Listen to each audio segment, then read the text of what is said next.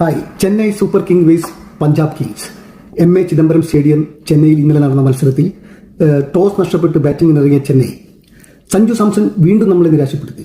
എന്നാൽ Indian under 19 ടീമിന്റെ ക്യാപ്റ്റനായ ആയുഷ് മാത്രെ 18 വയസ്സ് മാത്രമുള്ള ആയുഷ് മാത്രയുടെ 73 റൺസ്, ദെൻ ശിവം ദുബെയുടെ 45 റൺസ്, ദെൻ പക്ഷേ 12 ബോളിൽ നിന്നും 32 റൺസ് എടുത്ത ഷർഫ്രോസ് ഖാൻ എന്റെ ശക്തമായ പ്രകടനത്തിലൂടെ 209 റൺസാണ് ചെന്നൈ എടുത്തത് 5 വിക്കറ്റ് നഷ്ടം 20 ഓവറിൽ. തുടർന്ന് ബാറ്റിംഗ് ഇറങ്ങിയ പഞ്ചാബ് കിങ്സിന് ഈ ഒരു ബൗളിംഗിൽ ഒരു കൃത്യതയുമില്ലാത്ത ചെന്നൈയുടെ ബൗളിംഗിന് മുന്നിൽ പ്രയാൻഷു ആര്യ 11 ബോളിൽ 39 റൺസ് അടിച്ചു, ഒരു 4 പടുകൂറ്റൻ സിക്സറുകൾ.